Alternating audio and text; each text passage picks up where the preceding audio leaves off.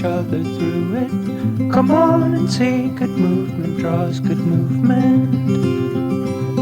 Welcome to Good Movement Draws Good Movement, the podcast where farmers, ranchers, and rural folks can grow relationally through awareness, understanding, and effective communication. Hey, it's T.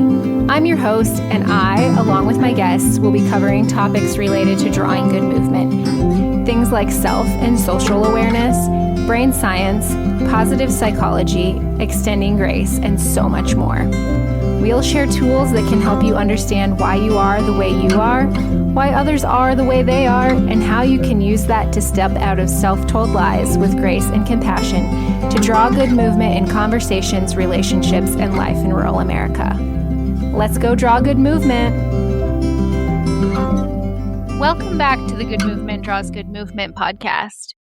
One thing about me, I will read and consume stories and information from perspectives vastly different from mine on topics I know nothing about, or even sometimes stuff that I strongly disagree with, for the simple fact that it stretches my mind and enhances my understanding in the very best ways. I just really enjoy learning, and especially learning from, like I said, perspectives that are vastly different from mine and on topics I know nothing about. That's part of what drew me to Tyler Merritt's book, I Take My Coffee Black.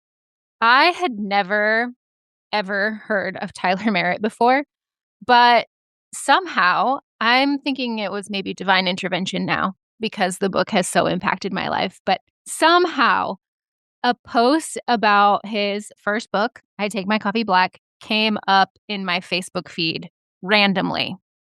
The title and the subtitle, Reflections on Tupac, Musical Theater, Faith, and Being Black in America, really, really intrigued me. So much so that I downloaded the book on Spotify and started listening immediately. In the book, Tyler chronicles his life, which, as you might imagine, is vastly different than the life I've experienced. His dad was in the Air Force, which landed his family in Las Vegas when Tyler was young. He talks about growing up in Vegas, struggling with girls and relationships, what it was like to grow up as a Black human in Vegas, his love for musical theater, and coming to faith.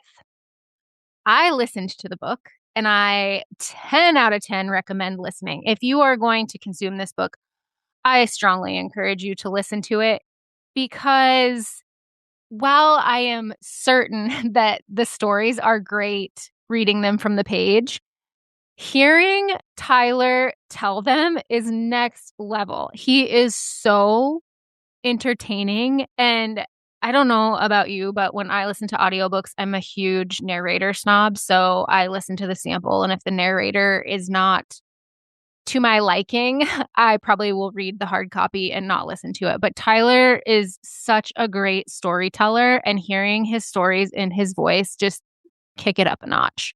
Anyway, I digress. In the book, he includes a quote that he credited to Brian Lawrence. And the quote is, "Distance breeds suspicion. Proximity breeds empathy," highlighting how physical or emotional separation fuel mistrust, misunderstanding, even anger and hate, and how personal connection and genuine curiosity foster understanding, compassion, empathy. Tyler talks about how knowing someone's story through close contact makes it easier to extend grace and so much harder to degrade or dehumanize someone else. And when I tell you that quote stopped me in my buggy tracks, it stopped me in my buggy tracks. I was out checking water when I came to that part of the book, and I legit stopped. I pulled out my phone and jotted the quote in my notes app, although I probably didn't need to, because I continued to ruminate on that quote for the remainder of that whole day. And it's been something that I've been coming back to regularly since listening to the book and hearing Tyler speak those words. Because Tyler and Brian are right. it is a whole lot harder to stay angry and hateful towards someone if you get close to them. And I'm not just talking about like people who are different from you, different race, different gender. Yes, those, but also in our daily lives when we see behaviors from people that we're like, what the shit is that? Why? What? There's no call for that. I can't believe they're doing that. Insert whatever phrase you might say when you see something that you don't understand, someone behaving in ways that you think are inconceivable. Because there's always a reason. Those behaviors are a window to what's going on deep down. Or maybe not even that deep down, but they're a window to what else is happening. They're always informed by upbringing, life experiences, some catastrophic event, maybe, or recent event. Behaviors are always informed by experiences. And so when you get close to someone who's exhibiting these behaviors or acting in a way that you don't agree with, you don't understand, and you approach with curiosity and you get close and you learn their story, what happens is you grow in your understanding and compassion and empathy towards that person. What happens with proximity is we can counter stereotypes. Proximity allows us to break down preconceived notions and stereotypes about others and their behaviors. And that human connection is so, so important. Engaging with people, listening to their stories, approaching them with compassionate curiosity and asking questions and wanting to learn more and being there in the same room with them helps us understand their lives and grows empathy. Now, notice I said helps us understand and not agree with, because we can 100% still not agree with the behavior or whatever, and we can still proceed with empathy and grace. But we can't always do that unless we get close and we learn more and we're in proximity with people. Proximity and actually connecting with others, especially others you don't understand or don't have much in common with, goes a long, long way in bridging divides, in closing the gap between us and them. Here is a recent personal thing that happened where I saw this situation happening, and the people involved, I did not understand why they were taking the steps that they were taking, why they were doing the things that they were doing. I was kind of angry about it. Like, I was heavily salted, real salty about it. But when I got closer to the people involved in the situation, and I got curious and asked some questions and listened to the reasoning and what was going on and all of the things, then I understood better why they made the choices they made, why they took the steps that they took. And I was empathetic towards that. I could extend grace.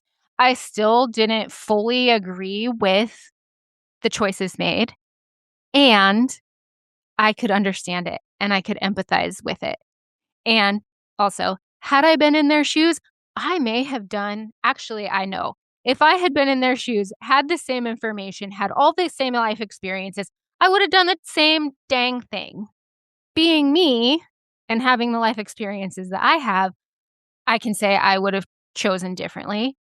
And hearing their story, I can understand now why those choices were made. Also, this isn't like maybe a super great example, but I think it kind of applies. In our house, we have not a lot of hard and fast rules. And I wouldn't even say that this one's hard and fast, but it really does a good job, I think, of illustrating how distance breeds suspicion and proximity breeds empathy. So when it comes to food, if there is a new food that we have never tried or that you have never tried, and we make it. And it's mostly for our kids, but sometimes I implement it with guests too. So you've been warned if you come eat with us. If we have something that the kids have never tried and they're like, ew, I don't want to eat that. That's gross. We say, you haven't tried this yet. And so you actually don't know whether you like it or not. So you take 2 bites of it. And if you don't like it, then you do not have to eat it. Because my thinking is that with the first bite, you're still kind of salty and grumbly. But the second bite, you can really taste it and make an informed decision on whether you like it or not. And I mean, sometimes they don't like it, and that's okay. But they've tried it. They know about it. They understand now what that food is about. But if they never, ever try it, that distance breeds suspicion, a lifelong suspicion of that food. Actually, one time I was babysitting a friend's daughter, and she came over and I had made my grandma's meatball stroganoff for supper the night before. And this very thing happened. I had reheated the leftovers for lunch that day, and she was like, ew, I don't want that. And I was like, have you ever tried meatball stroganoff? No. I said, okay, well, in our house, we take 2 bites of something before we decide if we don't like it. So would you please take 2 bites for me? And then if you don't like it, I'll make you something else. And she obliged. And she ended up having 3 helpings because she loved it so much. So maybe not totally relevant, but I do think it does a good job of illustrating the distance breeds suspicion and proximity breeds empathy. So Tyler doesn't stop there. Like I said, it's a great book. He does a great job of storytelling.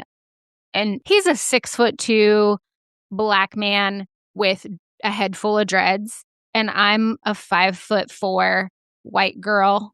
He grew up in Vegas. I grew up in rural Nebraska. We have vastly different perspectives. And I so enjoyed hearing his story and learning some things from his perspective. And he goes on to say, a little while after the initial introduction of distance breeds suspicion and proximity breeds empathy, he goes on to say, proximity breeds empathy, and with empathy, humanity has a fighting chance. And I gotta say, I strongly agree with that statement. Strongly agree. And, for the sake of having some fun with this, if you have food story, like trying a food that you've never tried before and you thought you would hate it, but you actually liked it, or you tried it and it was everything you thought it would be as far as being disgusting, shoot me a DM or something. I'd love to hear the stories. I'd also love to hear stories about how you had maybe a preconceived notion, and then when you got closer, you realized that your preconceived notion was not at all correct.